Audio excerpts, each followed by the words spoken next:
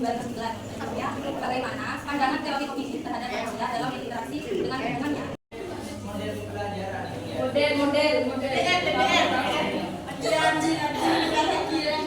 Nah, ini tuh maksudnya gini, Kak. Siswa belajar lewat salah. Jadi guru itu apa? Kasih masalah dulu ya, kasih pertanyaan dulu. Nah, lalu siswa itu mencari solusinya gitu. Jadinya belajar apa? Ya, belajar masalah sendiri.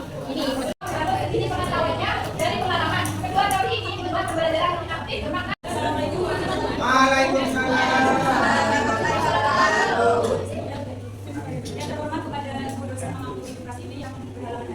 Kami dari kelompok 4 akan mempresentasikan mengenai materi teori belajar humanistik. Sebelum itu, perkenalkan, saya Siti Karima dengan NIM 2544209 dan rekan saya. Kenalkan, nama saya Siti Giza dengan NIM 2544209. Yaitu ada 7. Yang pertama ada pengertian teori belajar humanistik dalam konteks pendidikan. Yang kedua itu ada tujuan utama dari penerapan teori belajar humanistik dalam proses pembelajaran. Yang ketiga itu ada tokoh-tokoh utama yang mencetuskan dan mengembangkan teori belajar humanistik beserta pokok pemikirannya. Yang keempat itu ada apa saja prinsip-prinsip dasar yang menjadi landasan dalam teori belajar humanistik. Yang kelima itu ada kelebihan dan kekurangan penerapan teori belajar humanistik. Yang keenam itu ada peran guru dalam perspektif teori belajar humanistik sebagai fasilitator pembelajaran. Dan yang terakhir itu ada ciri pembelajaran yang menerapkan pendekatan teori belajar humanistik. Bahkan peserta didik sebagai pusat pembelajaran dengan memandang mereka sebagai manusia yang utuh. Teori ini tidak hanya menitik beratkan pada aspek kognitif atau intelektual, tetapi juga pada dimensi afektif, emosional, dan eksistensial. Dengan kata lain, pembelajaran bukan sekedar proses pengisian otak dengan informasi, tetapi juga pengembangan potensi diri secara menyeluruh. Aliran humanistik dalam dunia pendidikan adalah sebuah pendekatan yang memandang proses belajar sebagai aktivitas yang melibatkan seluruh aspek dalam diri manusia. Belajar dalam pandang ini bukan hanya sekedar transfer pengetahuan, dan oleh sebab itu, pendekatan humanistik ini menekankan pentingnya memberikan ruang bagi peserta didik untuk memahami dirinya, menentukan makna dalam setiap proses belajar, dan mengaktualisasikan potensi terbaik yang ada pada diri siswa secara utuh dan mandiri. Dalam pendekatan ini, pembelajaran tidak lagi bersifat menekan atau bermakna memaksa, melainkan membebaskan dan menentukan tujuan utamanya bukan mencetak siswa yang patuh dan hafal teori, melainkan membentuk peserta didik yang berpikir kritis, bertanggung jawab secara sosial, dan mampu mengambil peran positif dalam kehidupan. Humanistik yang pertama itu memanusiakan manusia dan mencapai aktualisasi diri.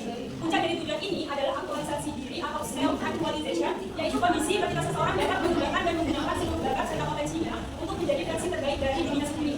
Dalam teori belajar humanistik, belajar dianggap berhasil jika tanda kutip si pelajar itu memahami lingkungannya dan dirinya sendiri. Siswa dalam konteks proses belajarnya harus berusaha agar bakal yang ia mampu menjadikan bukan semata proses transfer pengetahuan, tetapi sebagai sarana untuk mengembangkan manusia sepenuhnya. Yang keempat itu ada membangun motivasi intrinsik dan kemandirian belajar. Peserta didik diharapkan menjadi mandiri, lebih berani, dan tidak tertekan oleh pendapat orang lain. Belajar yang bermakna terjadi apabila materi yang dipelajari lebih relevan dengan kebutuhan peserta didik. Yang kelima itu ada menciptakan lingkungan belajar yang aman, inklusif, dan mendukung. Pendekatan ini berupaya menciptakan lingkungan belajar yang memfasilitasi pemenuhan kebutuhan psikologis sehingga membuat siswa itu merasa nyaman dan siap untuk belajar. Yang keenam itu ada membentuk pribadi yang merdeka, kreatif, dan bertanggung jawab. Dalam praktiknya, nilai-nilai humanistik tercermin melalui pembelajaran yang berpusat pada siswa, peran guru yang sebagai fasilitator, dan proyek-proyek yang mendorong kerjasama serta penguatan karakter. Peserta didik dianggap mampu untuk menentukan arah belajarnya sendiri sehingga muncul rasa tanggung jawab dan motivasi dalam diri siswa. Yang ketujuh itu ada implementasi dalam konteks kurikulum daerah yang bertujuan menciptakan pengalaman belajar yang lebih bermakna dan relevan bagi siswa dengan memberikan fleksibilitas bagi sekolah untuk merancang pembelajaran yang sesuai dengan kebutuhan dan karakteristik siswa.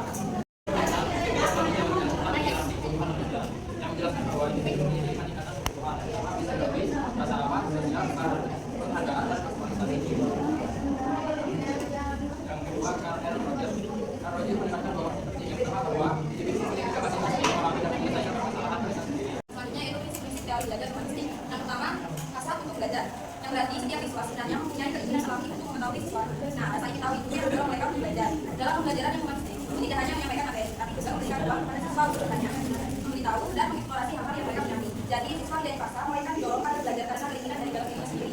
Yang kedua, belajar yang berarti atau bermakna.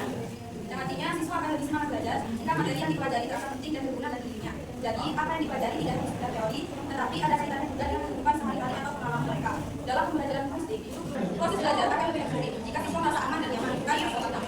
Jika siswa belajar karena takut dimarahin atau dihukum, mereka cenderung tertekan dan sulit memahami materi dengan baik. Dalam pembelajaran humanistik, guru menciptakan suasana yang santai dan mendukung. Siswa diberi kebebasan untuk belajarnya sendiri.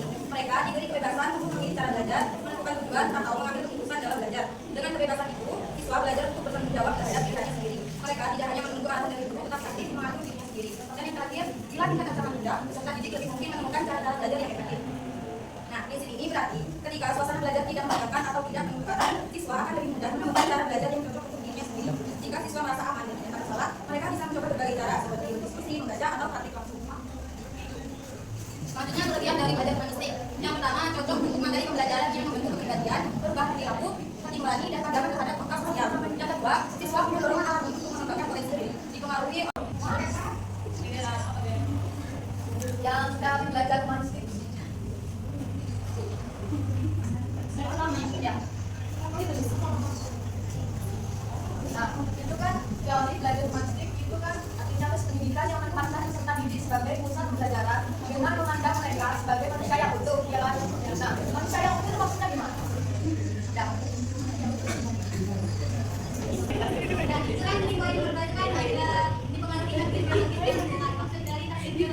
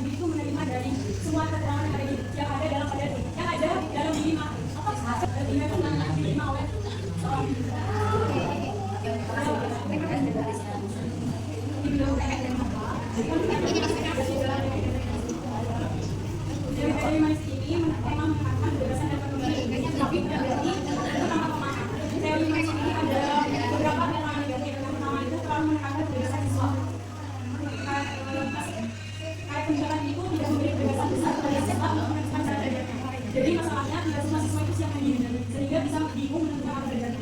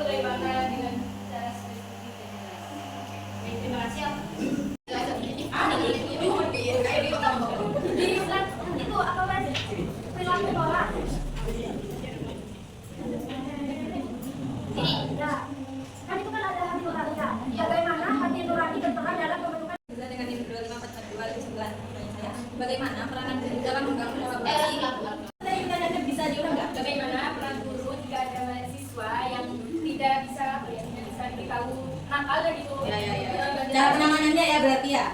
Cara penanganan pendidik itu peserta didik. Jadi bagi kami pasti kami berkata moralisi sebagai panduan untuk mengambil sebuah keputusan yang benar ketika tak harus memilih di antara serangkaian prinsip yang saling bertentangan dalam situasi tertentu yang biasanya tidak Mengetahui perkembangan anak.